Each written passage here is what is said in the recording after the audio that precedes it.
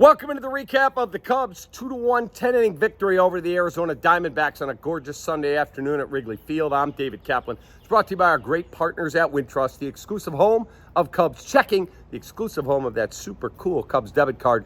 Get your account by clicking on the QR code on the screen or go to wintrust.com/Cubs for all the details. Folks, I was going to start by telling you exactly what went down, but I just got done watching on Marquee the Cubs postgame.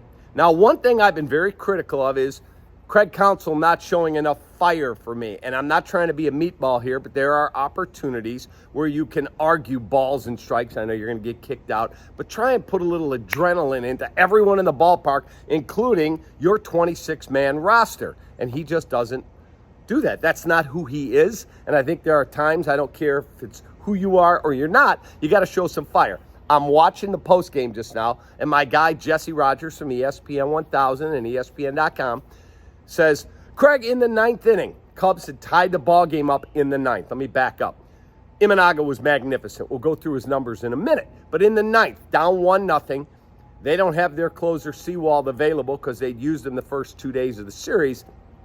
The Cubs get a double out of Nico Hoerner. They get him to third, a base hit from Suzuki with one out, and the ball game is tied. Then it's first and second, and Christopher Morel is up. And Morel, according to Jesse, and I watched it, he was trying to hit the ball hard. That's what he does. Jesse's question to Craig Counsell is, he was trying to hit the ball to Lake Michigan, and should he have tried to just put the ball in play there? And Craig Counsell says, that's a bad take. And Jesse said, why? And he said, because he's trying to just hit the ball hard. That's a bad take. I saw more emotion in a post-game press conference than I've seen cumulatively all season long from this dude. And I think he's a great baseball man. I'm glad he's the Cubs manager. But guess what? When your team looks as lifeless as it has, sometimes you got to go out of character. Lou Piniella, when he got kicked out by Mark Wagner way back in 2007, he told me at dinner, he said, look, I knew what everyone wanted. I was done with all the kicking the dirt and all that, but I knew what they want. Guess what? They went on a 7-game winning streak from that moment on. That's right. Sometimes you got to go out of character and get everyone in the freaking building fired up, as well as your 26-man roster. Shoot some adrenaline in there. Imanaga was magnificent today. He went 7 innings, 2 hits. He gave up 1 run in the 7th, a long home run to Eugenio Suarez, the former Red, who's always been a Cub killer.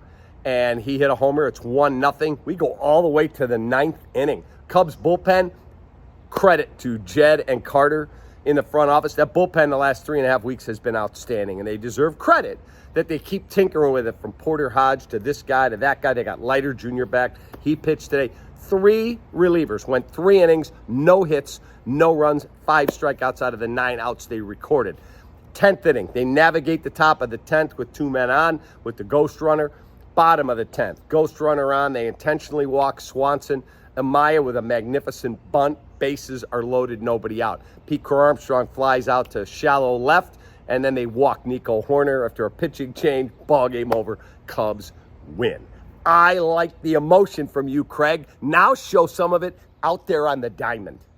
Out there on the diamond. And a week from Tuesday is the trade deadline. You got 3 games with the Brewers coming up. Let's see some light from your baseball team starting tomorrow night. Have a great rest of your day. Appreciate you greatly. Take that.